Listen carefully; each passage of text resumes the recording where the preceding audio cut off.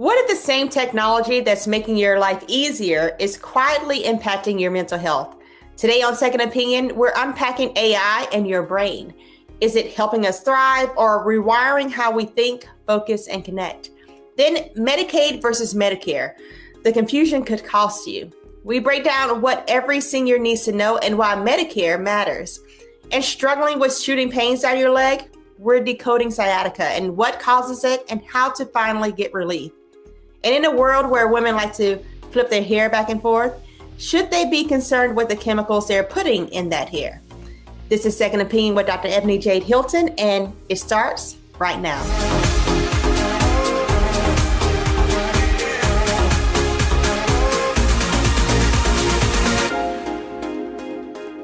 First on the show today, artificial intelligence and your brain. Approximately 55 to 62% of U.S. adults interact with AI regularly, from ChatGPT to Microsoft Copilot to GPS and Claude. Artificial intelligence is everywhere. And joining me now to discuss these societal trends and the impact on our brain is Dr. Ivor Horn. Thank you, Dr. Horn. Thank you for having me. It's a pleasure to be here. Look, we need you because you study where medicine, health, and technology all intersect, right? And are you having concerns about the pacing? Like every day I'm seeing a new AI program pop up. Are you concerned about the pace that it's developing and its usage among everyday people? You know, the funny thing is we recognize now that technology is moving at a very rapid pace, and it's moving faster and faster every time. The reality is it's here, it's happening. The question is, what are we going to do now? Like, yes, I am concerned about the pace, but is it going to slow? No. So the question is, how do we manage this new information that we're starting to get? And as far as the new information, are you concerned that ChatGPT, for instance, is going to become the new Dr. Google 2.0? You know, you hear people come into the office and they're saying, oh, well, I searched and this is what I found. What dangers may potentially arise from a situation like that? You know, I learned that it's important to embrace what's in front of people as a provider. And I'll have to say, and this will probably be aging me, but I was there when we started having people come and saying, I looked this up and I have this question. But I learned early in my career that the media and where people are, and the importance of meeting people where they are, to share that information, recognize what they've learned, and then be a part of the process with them because they trust us. And we want them to trust us. And if they are learning this information, I want them to come to me and talk about it. I think what was really important for me, as a pediatrician, I had moms coming to me saying, hey, this is the thing that I saw, and this is the thing that I read about. What does that mean? And then they say, this is the thing that I looked up. And one of the often questions that I get was, people were making decisions about healthcare based on what they could afford. And they were asking themselves, can I afford to go to the emergency room for this cough that I have, or this thing that's going on with my child? I have to make that balance. And it's really easy for me to look something up on the web and to ask ChatGPT this question and get an answer. And for me to help them interpret that, to help them think about what the response is so that they can make better informed decisions with the information that comes to them. So yes, there's information. Yes, I am concerned. And it's important for me to partner with people when they're asking those questions so that they can trust that if they come to me and ask me, hey, this is what ChatGPT said, I'm not defensive. I'm in there with them and I'm saying, well, let's talk about what you read and let's talk about how we can be helpful in that regard. You know, when you mention that, I think about access issues, and I'm from the country, as you can hear. And you know, in rural America, you may not have a doctor's office readily available for you. Right. So the partnership that you speak of may prove to be actually paramount. You know, can we put these types of devices into schools or into libraries where people can have ready access to them and have doctors be able to communicate through these programs with other people? Now, To shift gears a little bit, what impact would constant AI interaction do you think can have on mental health, particularly when it comes to like self-worth, social comparison, and digital identity? Do you think we're heading down a slippery slope, or are we still in a safe zone at this point?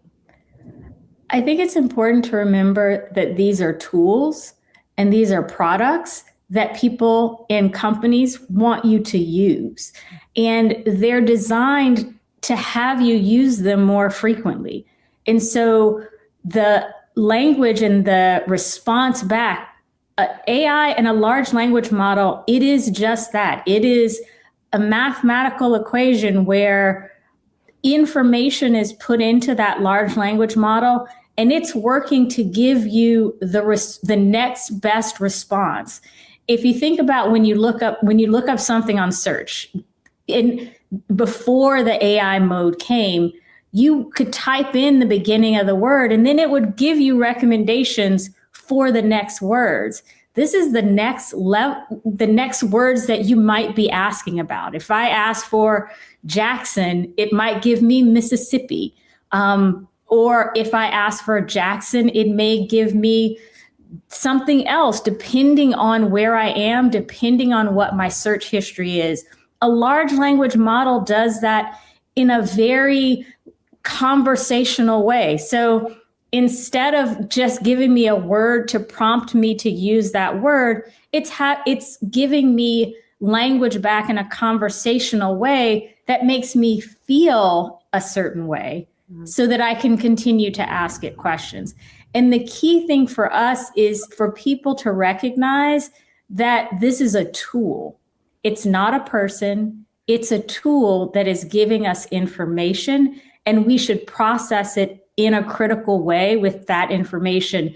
And the tool is designed to encourage us to come back to it rather than to go to someplace else. All right.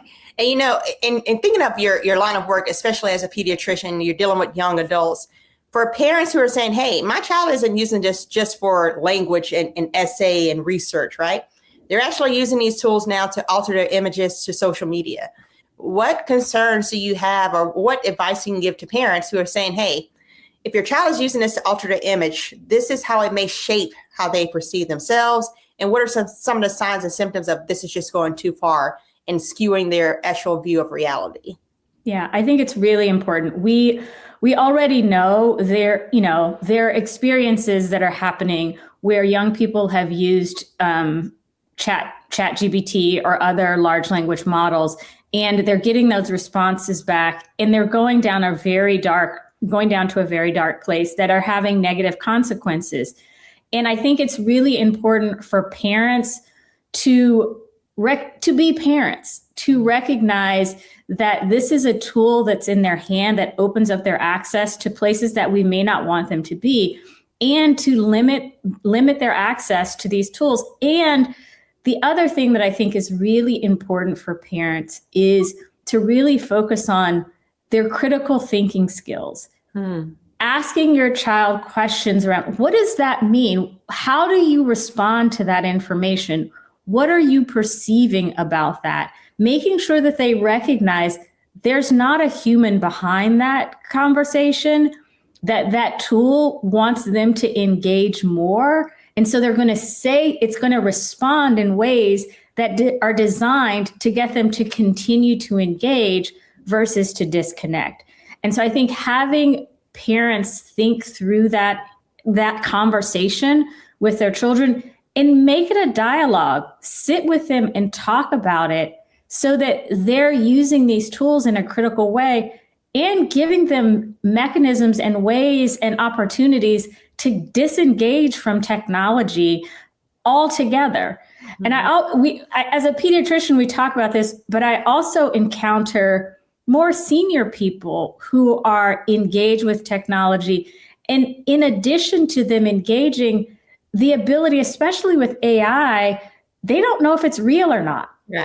Right. And you have them getting information that they don't know how to necessarily interpret whether it's real or not. And those are very much risks that we have to take into consideration. Right. And thinking about the political climate, that definitely comes into play. You know, you brought up critical thinking. I think I have a few of my friends who their children are a little bit older than my little 7-month-old twins, but and they tell me, you know, I'm having trouble connecting with my kid because there's something that's not connecting with them, and they keep saying their lack of ability to do critical thinking. You know, and new research says that the United States spent $30 billion to do away with textbooks and started giving all these laptops and tablets. Do you think that's now having an impact on the the cognitive capabilities of these children? And what can parents do to counteract that? Are we behind the 8 ball at this point because technology is so kind of, you know, a requirement for school, for work? What can we do? I think I think that's a really great question. And it's really important that parents realize that they do have the authority and they do have the power to step back and actually address some of those things. I think there are a couple of things that are really important when you're talking about this with your children. It is beginning to ask them questions so that they can ask themselves those questions. I'm really fortunate. My kids are now, you know, in their 20s, but we went through the technology stage. They're digital natives. I was not a digital native, but we always asked critical questions of them around the information that they were getting. And so I think it's important for parents to really create an opportunity for conversation with their children about what are they seeing, what information are they getting, and how do you get them back to reading a book, helping them to be able to focus on something rather than multitasking on multiple screens all at once, because we know the ability to focus and absorb information and gain new knowledge and answer tough questions requires focus. And working with your children on doing things that require them to focus and ask deeper questions and really be challenged is important.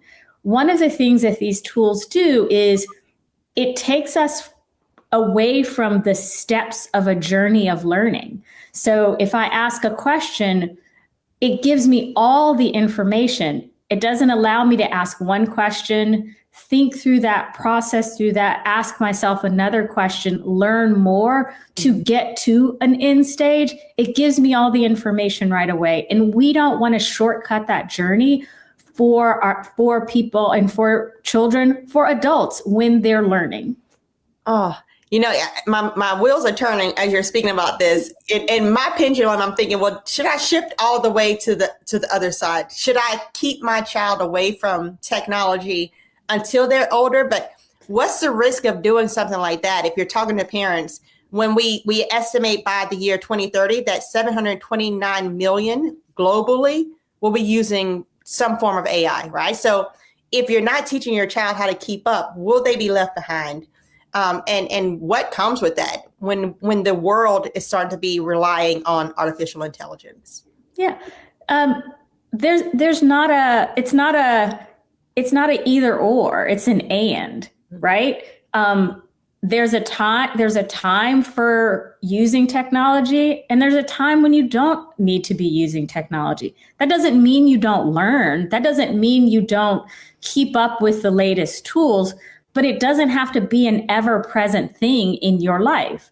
And I think that part is really important for us to think about. How do we put down our technology? How do we make rules in our home around putting down the technology at the table, or putting all the devices away when we're at home and when we're engaging with each other? How are we spending time with each other that's technology free, so that we're asking questions, playing games, board games, using your critical thinking skills. I joke with people. I was like, reading books was, a thing for me. Yes, we had to read, but my mom would give me logic problems. problems. It's like, oh, you want to do something? Here's a book with logic problems for you to work through.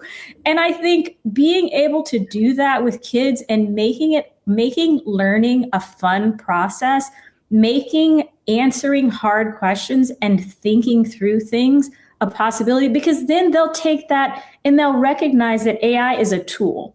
It's a tool to be used for my service. And when they use it for their service, then it becomes something different than something that becomes a part of who they are. I have one final kind of question as you were talking, I was thinking. Now, you say your children are about 20 years old, which means they may have been just born when the I, Robot movie came out in 2004, Will Smith movie.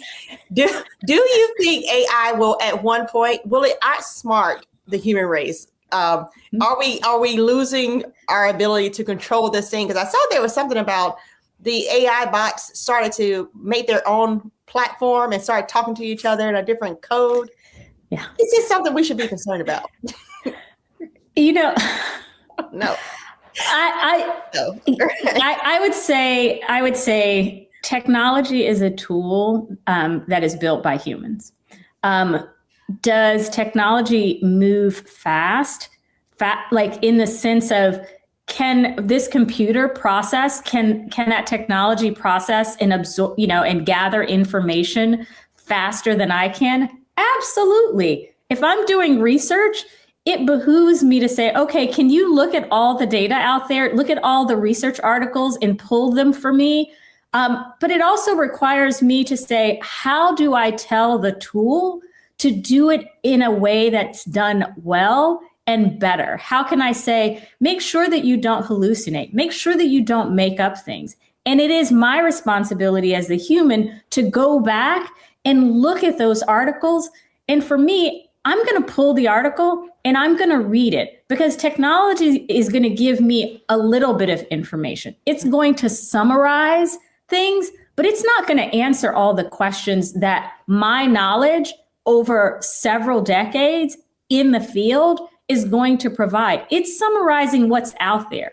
It's not taking what I know and the context that I have on that information and synthesizing it in that way. So yes, there's ways to create efficiency. And yes, we will get information faster through technology. And we have to put guardrails on technology and the use of these tools. But those are bigger societal questions that we need to be thinking about as well. And, that's broader than me as an individual. My responsibility is to the call to action and make sure that people are paying attention. Well, you know what? Thank you, Dr. Horn, for challenging us to consider not just what AI can do, but what it can do to our minds, our children, and our future. We thank you for coming on the show and giving us something to think about. And maybe I won't be afraid of iRobot from 2004. Thank you. Thank you. Now, you've heard of mentors and their benefits, but what are the benefits of a life coach? Still to come, how to know if you need one and where to find one.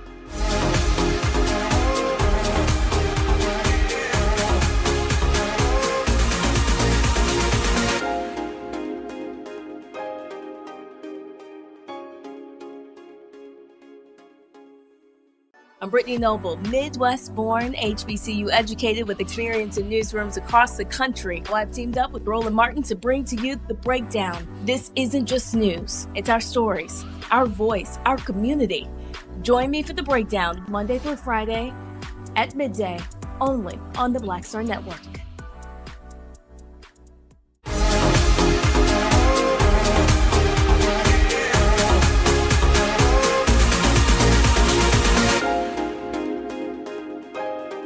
So working in high stress industries can be mentally exhausting, or just starting your career can come with a set of challenges. And many people ask themselves, am I good enough? Like, do I fit in? Am I reaching my goals? So joining me now is Dr. Wando Anyuko. She is a pediatrician by trade, but also an executive speaker and an executive life coach. So welcome, Dr. Wando. Thank you. Thank you for having me. Thank you. And how did you get into this executive coaching? What led you to this field? Well, as you mentioned, I'm a pediatrician by training. I have been in corporate and academic healthcare for my entire career. And over the years, I got to mentor and support a lot of young physicians coming up and realized that they were really having a hard time, especially, physicians that look like me. Yeah. The systems were harder, they got harder questions. They got into trouble for things that didn't seem like they should have trouble for. So I ended up supporting a lot of people over the years. I would tell you, I inserted myself into the process, like, what is going on? Why is this person having this issue? And so I realized I had a gift for that, for supporting people in that way.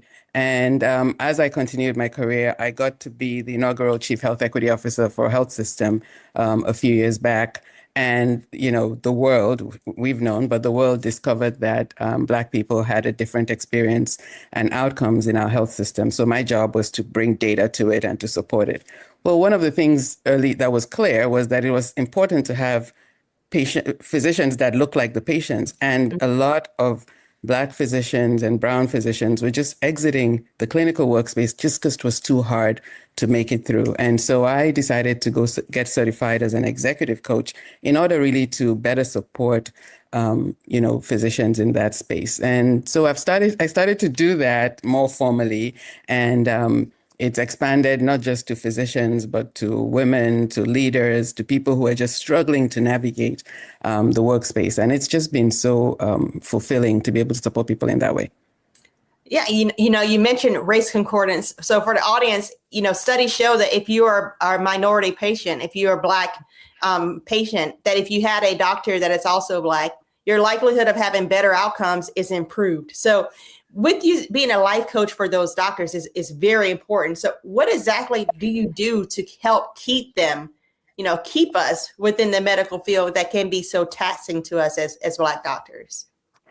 I think the first thing to recognize is that we invest so much of our lives, blood, sweat, and tears really arriving at this point. And when we get into these challenging situations, the first thing that is gone is our confidence. We start feeling powerless. We don't have agency. We're questioning ourselves.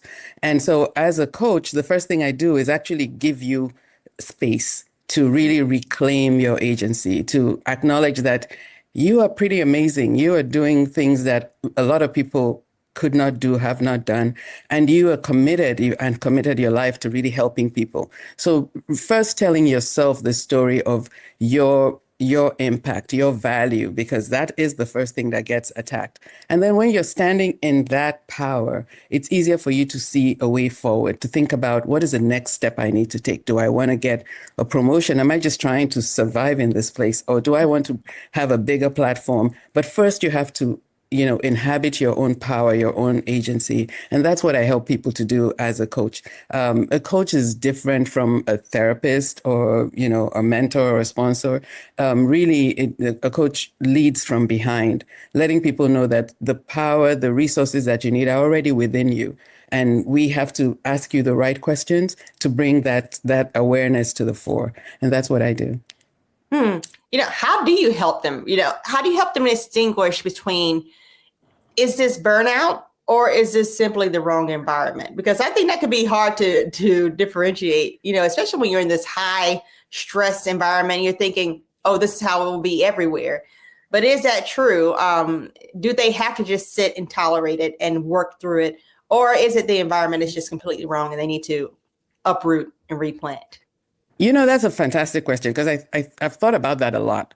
And I've found that having worked on both coasts and in the middle of this country, you're going to find different permutations of the same challenges everywhere.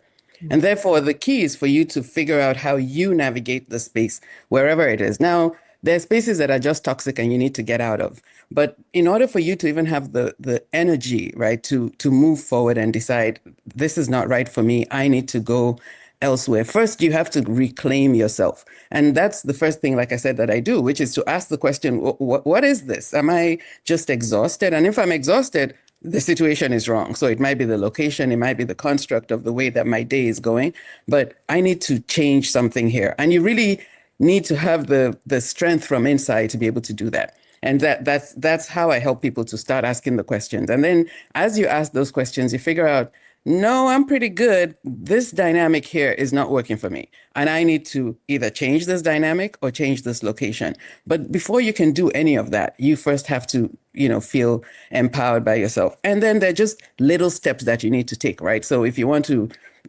and it's not always burnout, by the way. It's things like, I have been in this department for a while and I want a leadership role, and people keep coming in and getting promoted over me. How do you handle that, right? How do we set you up to get to the next place? It's a lot of questions. It's a lot of putting tools in your hands, resources, connections, helping you to see that what you need for your next best step is already in your hands.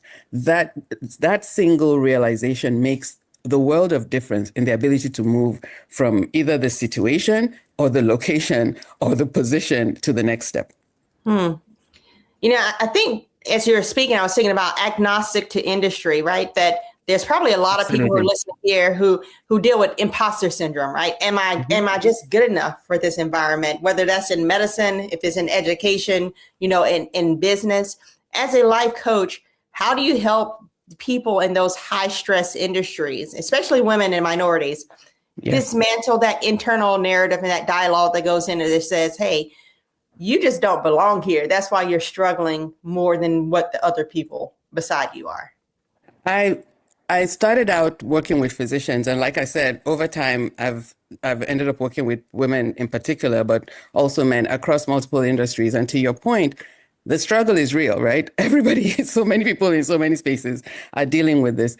And I've come around to thinking about it in one particular way. And I think about you being the CEO of you, recognizing yourself as an enterprise, right? So you can pick up this enterprise called me and pick it up and put it down somewhere else, and you would still be responsible for your vision, your mission, right? And your self-care. You're responsible for your brand, your story. How do you share your brand within your team, outside your team, right? How are you building that understanding that whether I'm here or not, this entity is a brand that stands whole, right? And that makes it easier for you to think about yourself in that way, in moving from one location to the other, one situation to the other. If you first understand that you are not a widget, you are not just something that just showed up, you are an enterprise, and you are the resource. You are who they want. And if you don't know that, it's hard for you to tell anybody else that. So the first person you got to tell is you, right?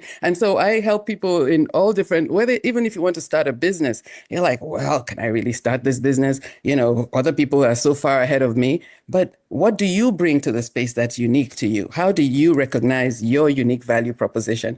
That skill set is incredibly valuable, whether you're working with one organization or two. So sometimes I'm working with, a group of physicians or doing a workshop for an organization and just telling them, you are the enterprise, right? And you need to understand that so you can take that wherever you find yourself, you'll make it work. And what about those people who say, hey, on paper, it looks like I've made it, right? I remember when I was 28 and there was this recognition of, you have everything at your fingertips. Why do you still feel unfulfilled? What questions should that individual be asking themselves to move them out of that space of feeling kind of stuck to the next chapter of their life? I think that a lot of us find ourselves, we've arrived at this spot where we think, based on our previous dreams, well, I've arrived, right? I've done what I should do. Shouldn't there be more? And honestly, that requires you taking some time to ask yourself, what are those bigger dreams that you want to have? And I will tell you that a lot of us are afraid of those dreams. We are afraid to dream bigger. We're like, oh, well, you're now you're just being greedy, right? You just want more than you should have. You've finished, you're paying your bills and all of that. And, things are kind of steady Eddie. So let's just stay here. And as a coach, before I get to what a coach does, often we have mentors, right? Because I think of the dream team as a mentor, a sponsor, and a coach. And your mentors and your sponsors, they know you in some context. Your family, your kitchen cabinet of friends who, you talk about your dreams with, they know you in one context. And they don't necessarily know what to do about moving you to a different context. They want to protect you. They don't want you to be disappointed. And so they may not give you the space to actually dream that big dream that you have. But a coach holds that space for you and says, yeah, go ahead. build that dream. Go for it, right? I am here. I'm not going to judge you. I will help you workshop it. Let's think about what it could be. Let's visualize it, because if you can't visualize it, you can't be it. And that's something that you might want to do. Actually, you will want to do on your own, so that you come out with confidence when you're sharing it with others. And so that's sort of the journey of arriving at what seems like a destination and realizing there should be more, but allowing yourself to say, yes, it's okay for me to want more.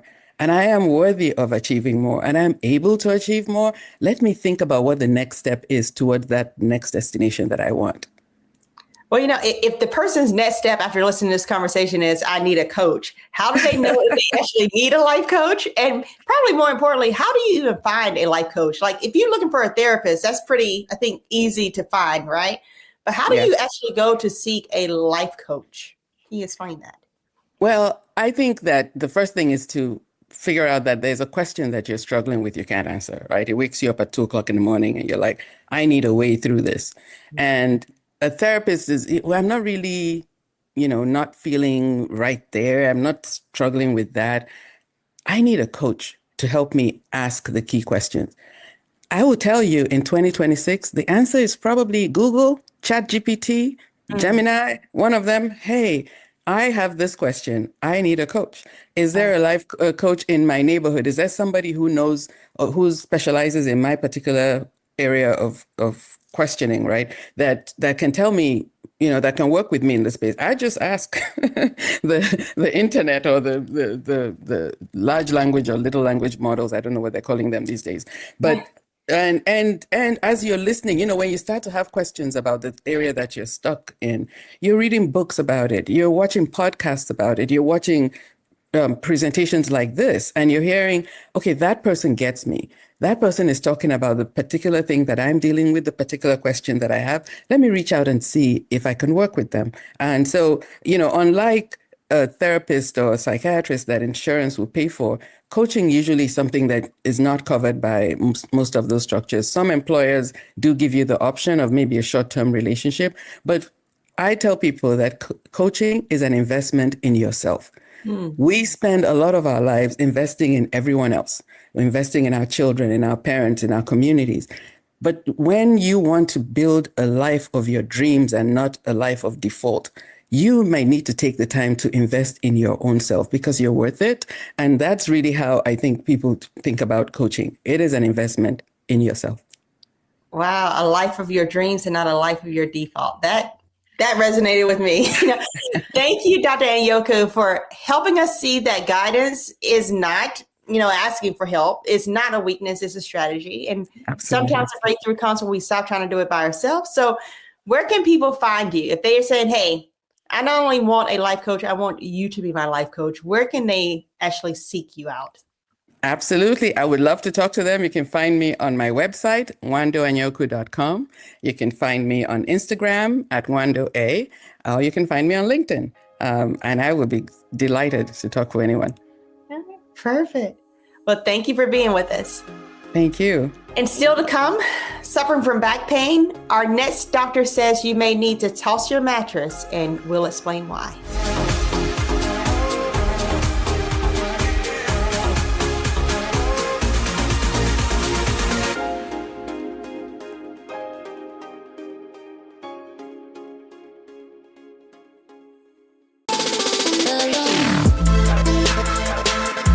Hey y'all, welcome to The Other Side of Change, only on the Black Star Network and hosted by myself, Rhea Baker, and my good sis, Jamira Burley. We are just two millennial women tackling everything at the intersection of politics, gender, and pop culture. And we don't just settle for commentary. This is about solution-driven dialogue to get us to the world as it could be and not just as it is. Watch us on the Black Star Network, so tune in to The Other Side of Change.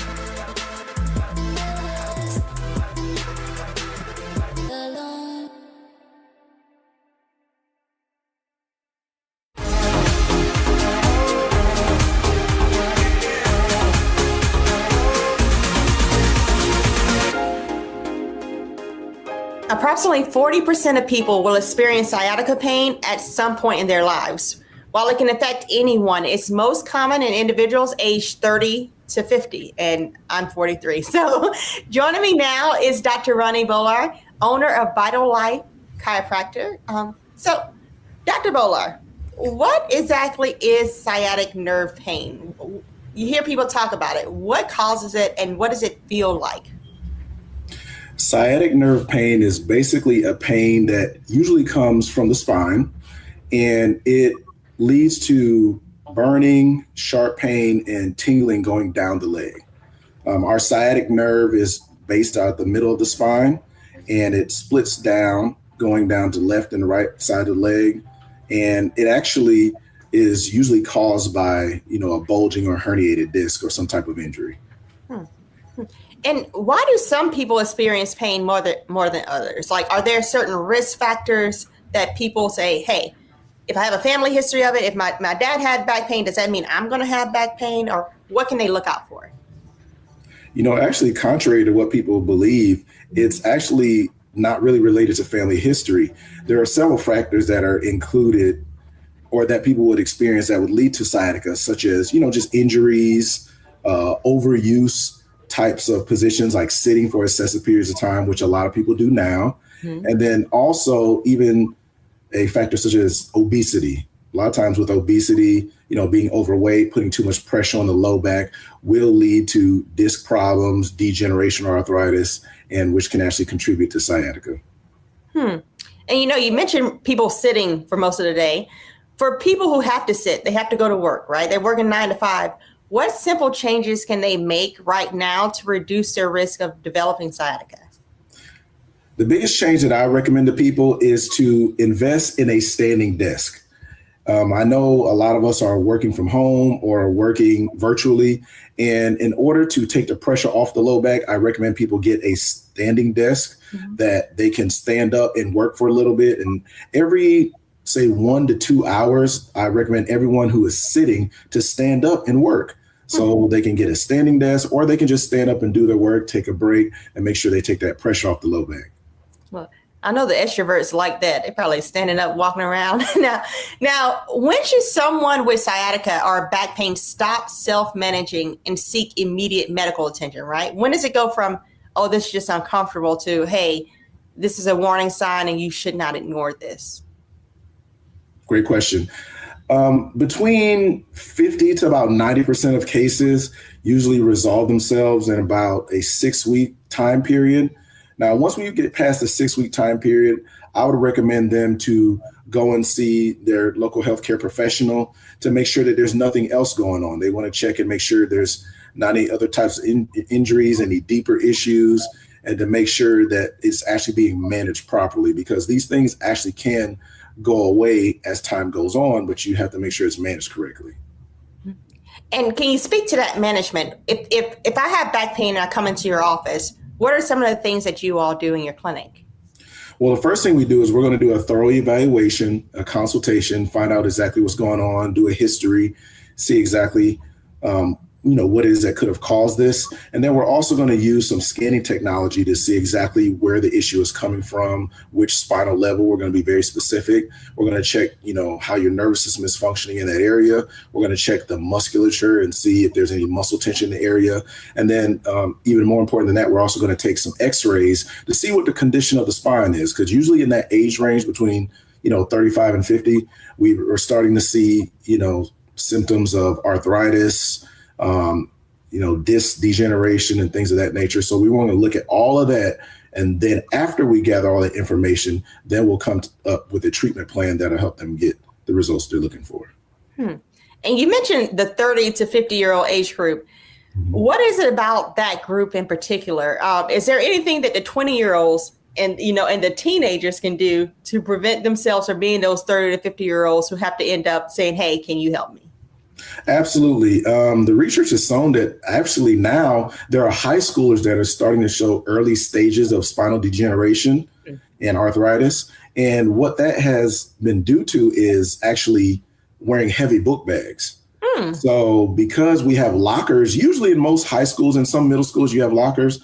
I tell students, make sure they're not carrying all of their books with them all the time, because for the most part, they don't need all of them at the same time. So put your books in your locker, make sure your book bag is not too heavy, and make sure you're exercising, stretching, and doing those types of things to keep the body moving, because motion is what really helps that spine stay healthy. And can you talk about the stretches and exercises? Is it bench press? Now, keep in mind, I don't go to the gym. So when I do little motions, it may be off. But is it bench pressing? What type of exercises and stretches are going to be best for that lower back area in particular? The most important thing you want to focus on is making sure that you have strong core strength. A lot of times we think of our core as like our stomach, our abs, maybe the sides, the obliques, those areas. But your core actually is the entire area. It's from the stomach wrapping all the way around to the lower back. So doing lower back exercises, doing things like planks, making sure your abs and your core is strong, that all works to help strengthen the lower back. Mm-hmm. And I guess the opposite of going to the gym would be sleeping. So is there a certain mattress? Sometimes you see these commercials and they're like, hey, if you have back pain, get this mattress. Is there a certain type of mattress that people are sleeping on in your clinic that you say, hey, this is what is used to support you, especially that lower back area? Yes. Most of the time, the issue with people is that their mattresses are too soft. A lot of people, come in and tell me like, hey, I went out of town and I slept on this firmer mattress, or it was actually a little bit hard, but I felt like I slept better. And the reason that is because our spines actually require support. So a firmer mattress is definitely recommended for people of all ages to make sure that they have the proper support so they can get better sleep. This is actually the reason why, we don't see water beds anymore. People of a certain age know about water beds and how there was no support and that bed was constantly moving. We have to make sure we have enough spinal support. So any type of bed that has, the memory foam type of material, those Tempur-Pedic, the purple mattress, Sleep Number, those types of things where you can adjust the firmness or have a little more support, those are what's best. Look, the old water bed, that was, what was it, the 80s? I was there. So a question for you. When people have back pain, right? When should they definitely come in to see you? Is it, we go from it just being uncomfortable, but what are some glaring warning signs of, hey, this is something that you just can't ignore at this point that is doing actual nerve damage? So when should they see a chiropractor? When should they see an orthopedic surgeon, a neurosurgeon? What are some of those warning signs? Excellent question. So the first thing is anything that's going to last past, 48 to 72 hours, you definitely want to go to your first line of defense, and that's to go, to the chiropractor. We specialize in low back and spinal health, and we'll check and see exactly what's going on. We're taking a more conservative route to see exactly what's going on. Usually within about 4 to 6 weeks of seeing a chiropractor, if things have not resolved themselves properly, what we'll do is we will refer out to the orthopedist, and the orthopedist will check and see if there's anything deeper, whether there needs to be MRIs ordered, whether there's any type of tumor, any type of fracture, anything that may have not been caught before and didn't respond to conservative care. It's referred out to the orthopedist, who would then refer it out to neurosurgery if this is an acute issue or a chronic issue that's just not resolving. And how can people avoid some back problems? Are there any do's and don'ts, any social history kind of red flags that you look for to say, hey, if you cut out this, then this may actually get better? Yes, absolutely. The most important thing we want to do is make sure we're taking care of our posture. We want to take a look at how we're sitting, especially when we're sitting for extended periods of time.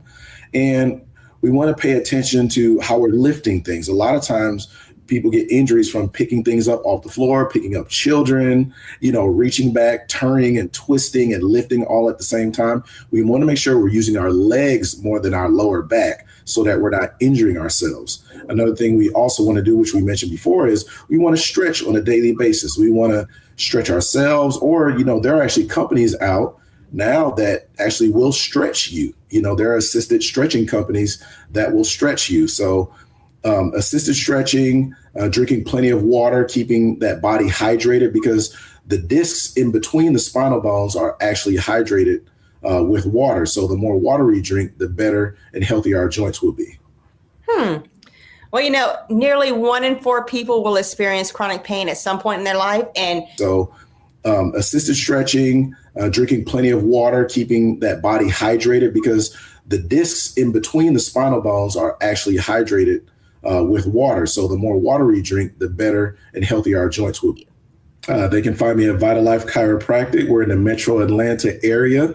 They can give us a call at 404-781-9041, or they can hop on our website at livingvitallife.com. All right. You heard it, livingvitallife.com. Thank you so much for being here. All right. Thank you for having me. And still to come, my next guest says everyone over the age of 65 should be on Medicare. She explains why.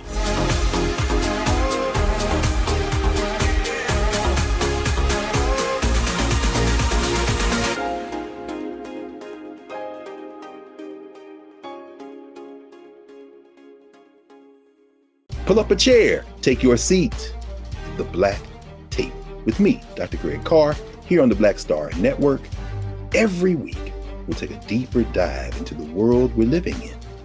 Join the conversation only on the Black Star Network.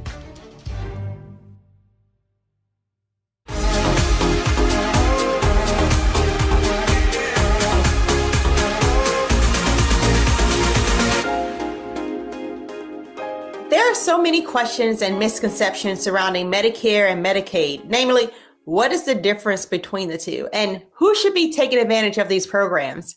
So joining me now is Adamika Meadows, author, the CEO of Health Tech for Medicaid. Welcome, Adamika. Welcome. Hello, good afternoon. It's good to see you again, Ebony. That's what I was going to say. Welcome back, because clearly we need you. All right. Because The question is, what are the major differences between Medicare and Medicaid? Sure. So Medicare, so think care, is a federal program, just federal program. And they sound very similar, right? Care and aid. But Medicare is primarily age-based. So it's a health insurance that you earn after working and paying into the system. And it typically starts at age 65. Medicaid, so think aid, is income-based or typically income-based and supports people with lower incomes, disabilities, a lot of children, about 50% of the children in this country, and many older adults who also need longer-term care and also income qualify. So that's where it gets a little confusing, because there are older adults over 65. Now that's where they can get both Medicare and Medicaid, and they're called dual eligibles or Medi-Medis. Medi times two. And why do you say that all senior citizens should actually be on Medicare? Like, are they automatically enrolled when we turn 65? Do we get the letter in the mail says, welcome, you're now in Medicare, or do we have to apply for that? You have to apply. And let me stress this. You are entitled to this, but if you do not get on it, you can get penalties. So let's just step back. What most people don't realize, especially in the Black community or any community of colors, is that millions of senior citizens actually qualify for like both programs. But you want to actually, as soon as you turn 65, even if you have a job that you have health insurance already, every senior should be on Medicare. Okay. It's one of the most important guarantees as an American lifetime. You've worked, you've paid into the system, you've contributed, you are insured some sort of health care in your older age in this country. And the biggest mistake people make is that they delay their enrollment. They wait till they're 67 or they wait till they're 70 or they wait till they retire. Or they misunderstand their eligibility. So if you're 64, you need to be thinking about, when I turn 65, I need to get on Medicare. It needs to be like the rite of passage. Like when you turn 21, you know what you can do. Right. When you turn 65, like when you turn 16, you know you can drive, or in other states it's 50. But like that should lead to, because what happens is you can get penalized and it can lead to a lifelong penalty. So if you are eligible, enroll. It protects your health, but it also can protect your financial future. Because the biggest thing that bankrupts people, it helps your generational savings. The biggest thing that bankrupts people is their medical debt. And when you say it can penalize you, what is the penalty? Do they send you a bill because you didn't enroll, or how does that work? Yeah, this is where it gets a little bit complicated. There are penalties by each type. So let me just tell you, there are different types of. So there are parts to Medicare, and you'll learn this when you apply for Medicare. So you'll hear Medicare Part A, B, C, D, right? So Part A covers your hospital care. Part B is your outpatient, or basically you going to the doctor's office. Part C, we don't really talk about, but it's for Medicare Advantage. So that's a specific type of, if you decide to go into that sort of a Medicare program. But Part D is really important. This is why every single person who's over 65 should actually be on this program. It is prescription drugs. And so if anything, you want your drug coverage to be at Medicare rates. But you also have rights to enroll. And so the penalties, going back to that, the penalties are different by each part. So the penalties for Part A are a little different than B, that are different than D. But you don't want to have any penalties, right? We don't even need to get into the nuances of the penalties, because if you enroll at 65, you won't have any penalties at all. But you have more rights than you realize. You have the right to clear information. You have the right to compare plans. Nobody should be telling you what plan you need to be on. You have the right to appeal a decision. And you have the right to receive language support and accessibility support. You should not feel rushed or pressured. You should not feel like you need to choose a certain specific plan. Medicare is not a favor. It is not a handout. It is a benefit you have earned. And how do you find an advocate to help you navigate to enroll into these programs? I think that's one of the big things. It's like a mystifying thing of, we hear about Medicaid, we hear about Medicare. It's like, do I do that at my doctor's office? Do I go to the hospital? How do I actually get enrolled in Medicare or Medicaid? Yeah, and it's hard because there are TV commercials, there's all sorts of things. Look, and this is where our community really needs to step up. You don't have to navigate this alone. Every state has free Medicare counseling programs, and they're called SHIP programs, State Health Insurance Assistance Programs, right? They are free trained counselors. They're paid for by the federal government that help you compare plans at no cost, right? So every state has to have that. But this is where most community centers or churches, you can go to lots of trusted folks that you believe in. A lot of people are a part of organizations. Utilize the people that you trust, your trusted messengers, to help you walk through this process. But every state does offer this for free at no cost. And this is not something where you should feel like, Big Brother is behind something. This is a benefit you have earned. Now, I will not, say that there are, plans trying to lure you one way or another. That's why there are TV commercials, there are billboards on the freeway, etc. But I want you to know, this is where your family members can help, your neighbors can help, your churches, your pastors. This is where our community really needs to come together. And that's why I'm here today. I want to make sure that people understand, because one medical event can wipe out your generational savings. Mm-hmm. And so the sooner you are on these programs, the better. Even if you're working, Medicare can be your primary or your secondary insurance, but you should absolutely have that card in your wallet. And do they have to pay extra money? I think this is what a lot of people may ask is, hey, if I have health insurance through my job, I have to pay for that. Do I have to pay money to have Medicare or Medicaid?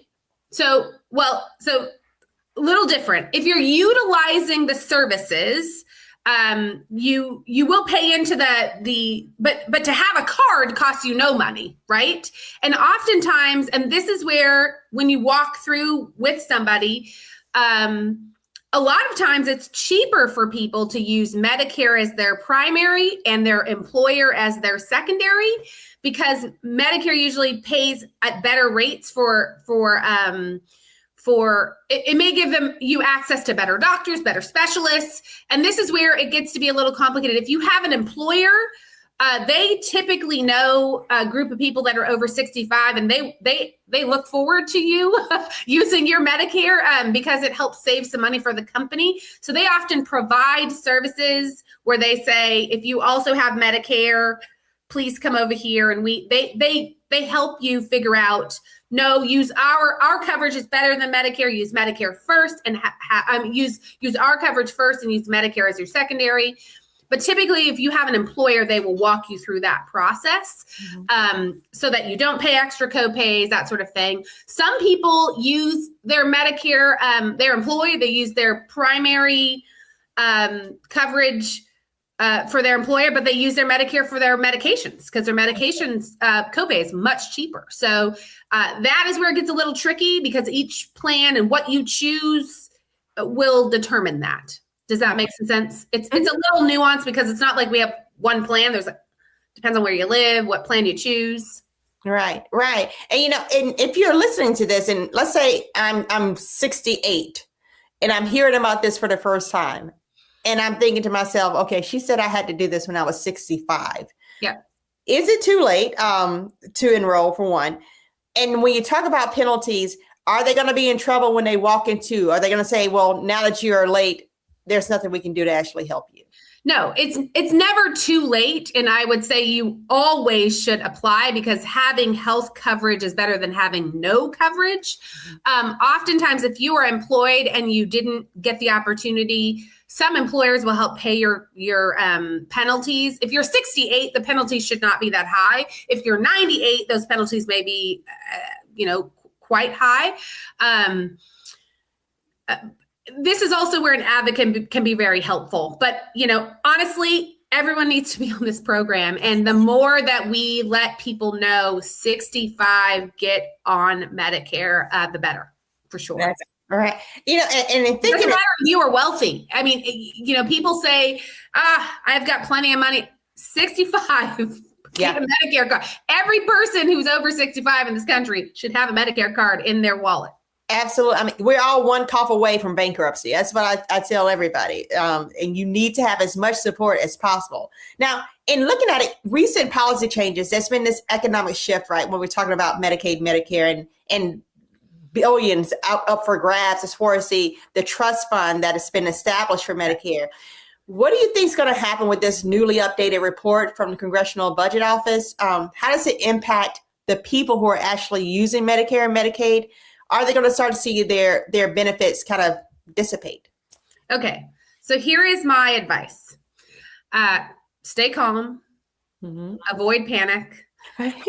Headlines about trust funds can sound super scary, but Medicare is not disappearing. Okay. Here's the thing I tell people all the time, and I spend a lot of time on the Hill. Most of the people on the Hill, what do they look like? Exactly. They're over 65. And you know what they definitely have in their wallet? Medicare. All the people in Congress all have a Medicare card in their wallet. Okay. Right. So policymakers are going to make smart decisions to keep the program financially strong as America ages. But the easiest thing for us to do in this country, the easiest policy for us to pass is elder policy, because oftentimes we are talking to folks who are older. So for beneficiaries today, coverage continues, but it does reinforce a few things, just to be clear. It's why innovation, prevention, better chronic disease management is important because it's going to be important for us to save money over time. The real issue isn't cost here. It's how do we deliver better care earlier so people stay healthy? And so, something like a Medicare trust fund concerns, who it should concern is Ebony, you and I, right? It's not going to be of concern to anyone who's over 65 today. Right. So I would really honestly stay calm, avoid panic. And if you're over 65, tell everybody to get their card. Right. Thank you, Adamika, for coming here again to help us break this all down. I'm sure it will not be our last time calling you back because this is a very complicated situation. But if anyone is out there saying, hey, I don't have an advocate, I need some resource, is there anywhere they can follow you on social media that maybe you drop some gems that they can pick up where can they look for you? Sure. So I run a nonprofit organization in this country called Health Tech for Medicaid, but I'm known on all the handles as Madam Medicaid, so at Madam Medicaid. But you can actually go to our organization, www.ht4m.org. We send people all over the place all the time. We have a large newsletter with, 82,000 people on our mailing list. You can add yourself to the mailing list. We're on LinkedIn. We're on Twitter. We're on Instagram. We're everywhere. And we are advocates of people's health in general. I'm an epidemiologist by training. I ran hospitals in the US for well over 15 years. So I do care deeply about the public's health. While I'm known for writing fundamental policy in Medicaid, I have family members over the age of 65 deeply. I fractionally caregive for a 95-year-old who's my grandmother, and my mother's, turning 75 next week. So I deeply care about our community, knowing about their healthcare. So please reach out organizationally or to me personally. Would always be glad. I spend lots of time with states, leaders, governors, state Medicaid directors, and we'll, point you in the direction you need to go in for sure. I tell you all the time, protection of your health and definitely as we age, being able to secure that health insurance so you don't dip into your savings account is a way you can create generational wealth, right? And we talk about that all the time. So these two are very definitely protect it for sure. Yes. Exactly. Well, thank you for being here again. Thank you. Thank you so much. Thank you. And are Black women being poisoned by beauty products? Well, my next guest has research that you don't want to miss, so stay with us.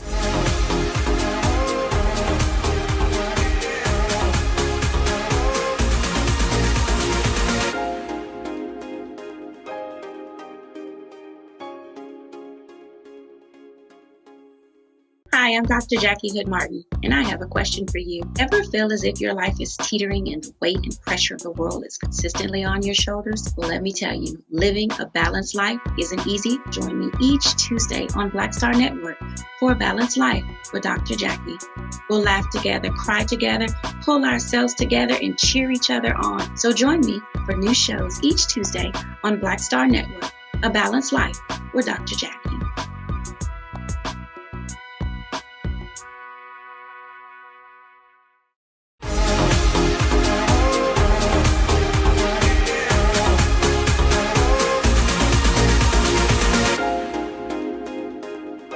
Now, many of us remember the documentary called Good Hair, right? It was produced by comedian and actor Chris Rock back in 2009, and he spent months of tracking and researching the dangerous chemicals and perms that Black women were putting in their hair.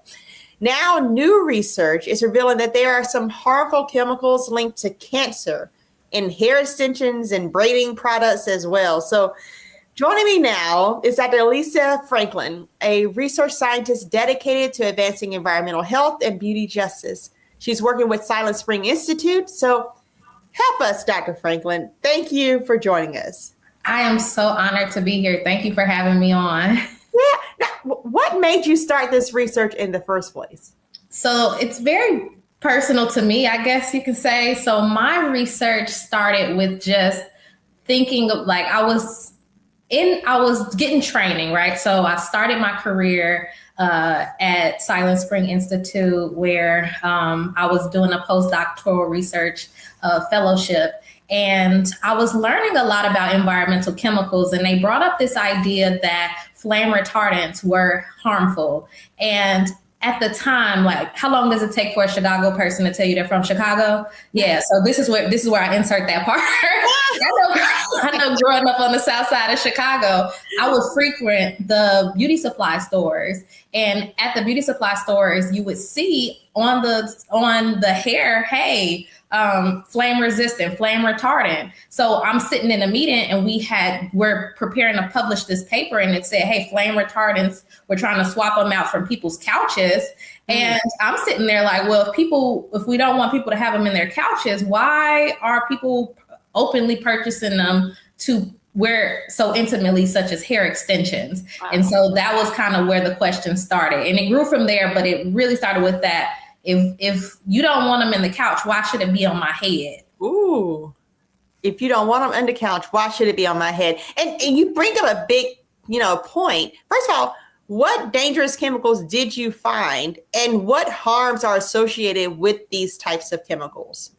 So to date, this is the most comprehensive analysis of hair extension. So we actually went this route of not necessarily looking for specific chemicals, but collecting our data and then asking the data, what's found? What did you find in this analysis? And so we actually found a lot of chemicals that are not typically identified or found in consumer products generally. So we found things like phenol, we found benzoyl chloride, and this category of chemicals called phthalates and organotin compounds. And this is all to say, these are chemicals that have been associated with some pretty bad health outcomes.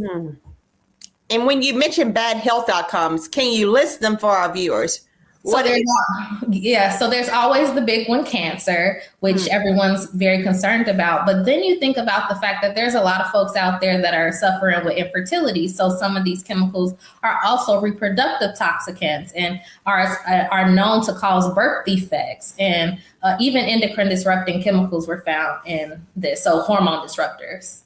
And is this just synthetic hair? I bet people right now are looking and they're touching themselves okay, is it just synthetic hair? Is it human hair? Where are these chemicals that you speak of?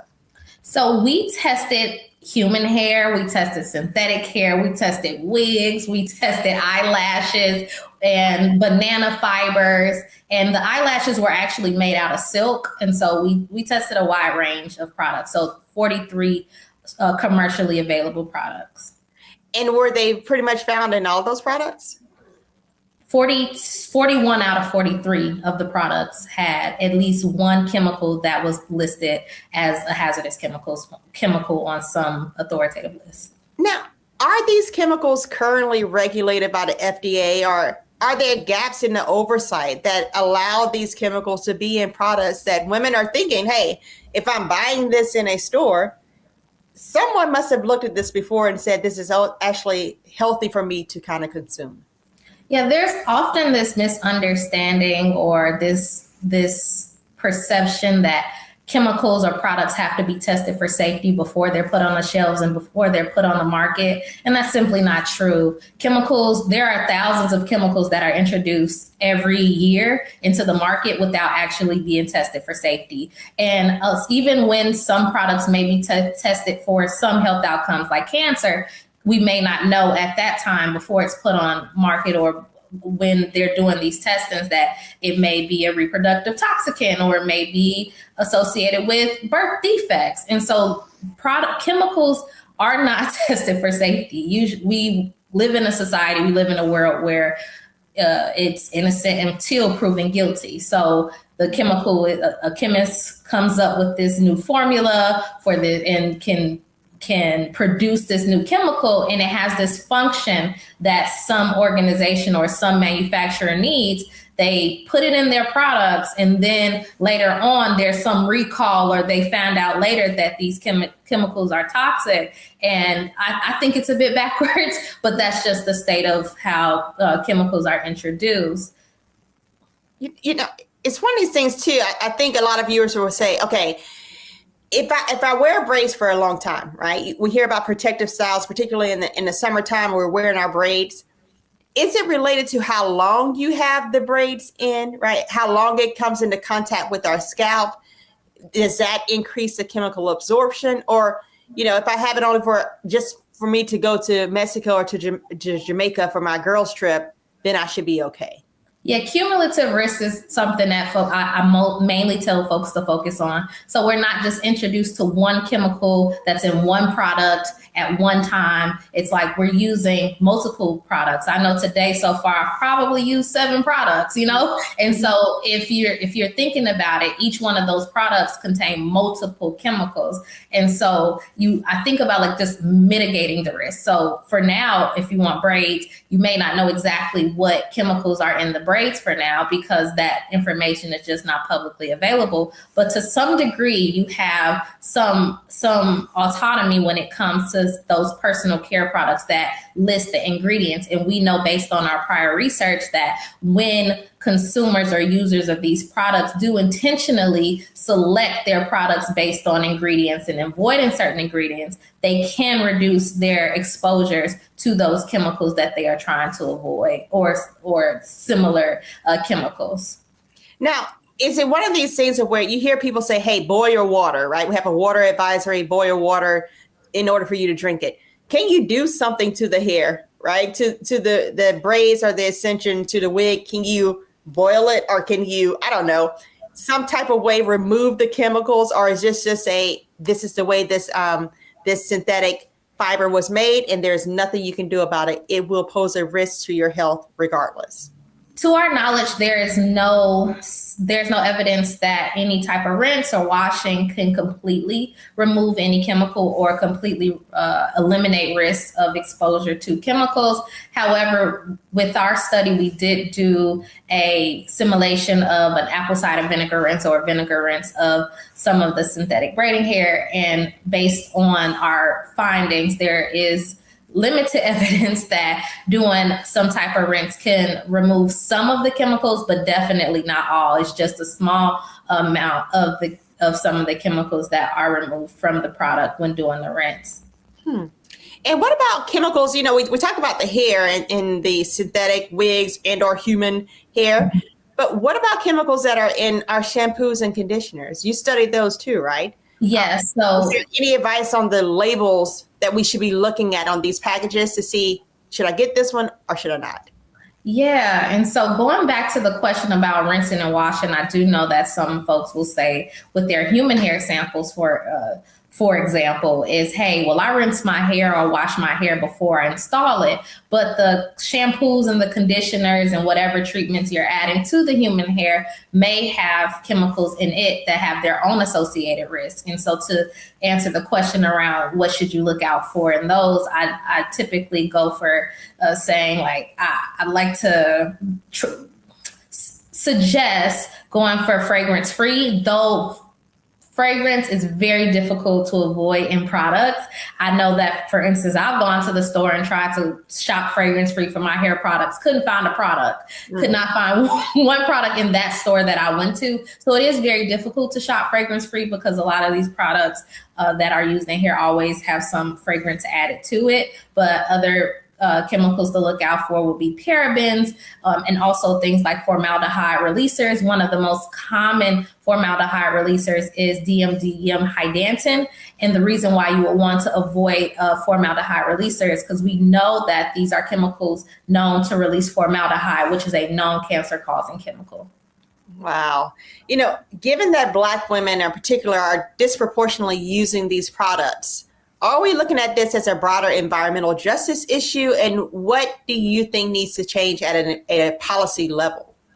Yes. So we know that all folks who wear hair extensions should raise an eyebrow for them, but also Black women are one of the largest consumers of these products. We know that Black women are disproportionately exposed to some of the chemicals that are in these products. And these are chemicals that are associated with things like breast cancer, which we know Black women have the lowest survival rate of. And so this is definitely something to consider when you're thinking about like overall justice issues and whether Black women are disproportionately harmed in harm's way as it relates to some of these products.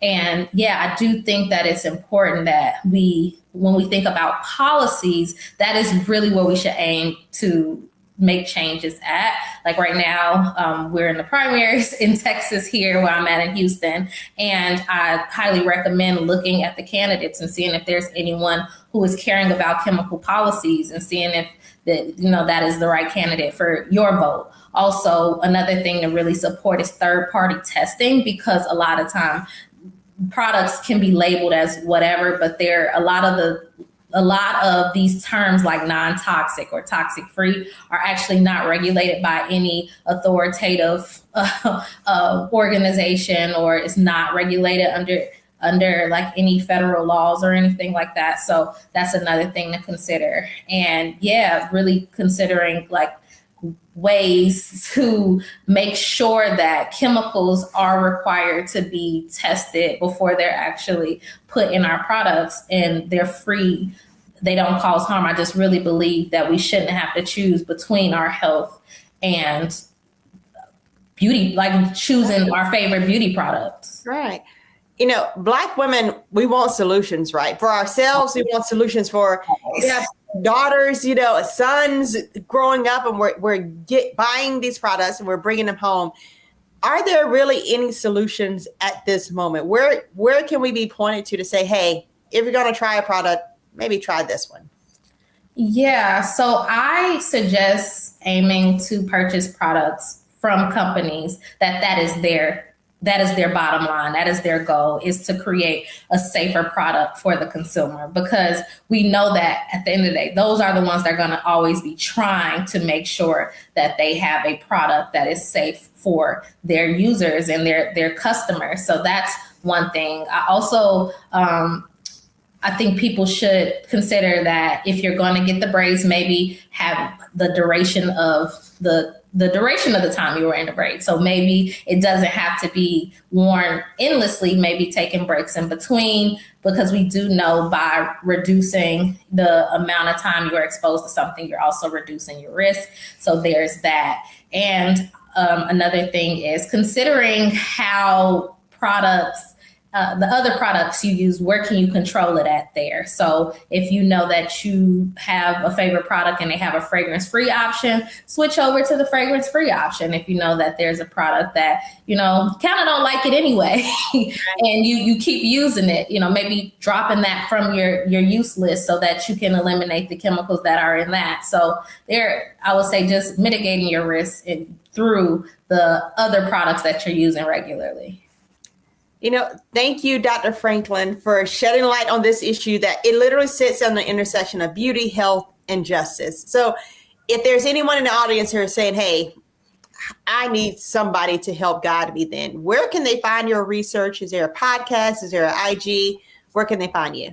Yes. So I'd like to start off with your daily support, something that you can use in your day-to-day, which is an app or apps. There are a lot of them out there now, but apps that can support your shopping. So there's an app called, at Silent Spring, we have the Detox Me app, which helps you with learning more about how to reduce your exposures in your everywhere where you live, work, and play. So the Detox Me app can help you with tips on how to reduce environmental exposures. There's also the Clearia app, where you can take a picture of ingredients labels and it'll tell you a little bit more about whether those chemicals are associated with harm. If you want to learn specifically about my research, you can go to silentspring.org. That is where you can find a lot of the work we've done and get to know a little bit more about what we're doing in the future. We're on all the social media platforms. And yeah, email me. I'm here to answer any questions or chat with anyone if they're interested in learning more about beauty justice. Well, thank you so much. I will be downloading those apps today. Thank you. Up next, my prescription of the week.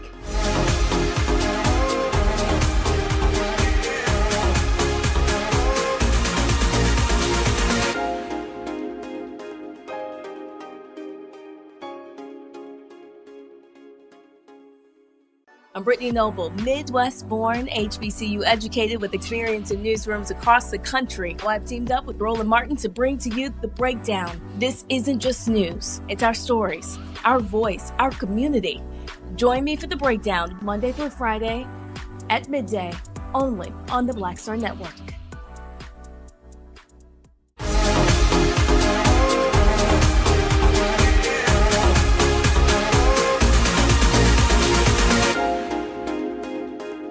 Black hair care and health, what you need to know. So Black hair care is much more than beauty. It's cultural identity, self-expression, and community. But some of the products we reach for every day may contain chemicals that could have real health implications. Research shows that many hair products marketed to Black women and girls contain endocrine disrupting chemicals, and these compounds can interfere with your hormones. These substances have been linked to earlier puberty, reproductive health issues, and even some cancers. In fact, chemical hair relaxers and straighteners have been widely used to change our hair texture, and they've been studied for years. Some large studies have found associations between frequent use of these products and higher risks of uterine, breast, and ovarian cancers. In one NIH study, women who used chemical straighteners more than 4 times per year had more than double the risk of uterine cancer compared to women who didn't. And it's not just straighteners. Analysis of thousands of personal care products marketed specifically to Black women found that only a small percentage were rated low hazard, meaning most contained ingredients with potential toxic effects. Some products have been linked to higher exposure to hazardous chemicals like phthalates, parabens, and formaldehyde-releasing agents, all of which can disrupt hormone and reproductive health. Even synthetic braiding hair, often thought to be safe protective style, has raised concerns. A recent Consumer Report analysis found that popular brands of synthetic hair contain volatile organic compounds, lead, and other dangerous chemicals that can expose users and stylists to airborne toxins. These exposures don't happen in a vacuum. Many communities of color have fewer low-hazard product options, leading to disproportionate chemical exposure compared with products marketed to other groups. So what can you do? Choose products with transparent ingredient lists and fewer synthetic chemicals. Look for certified safer or plant-derived alternatives. Advocate for clearer labeling and stronger regulation so that everyone has access to products that support, not compromise health. Your hair care routine should uplift you, not come with hidden costs to your health. And that, my friends, is my prescription of the week. Thank you all for watching, and I'll see you next time.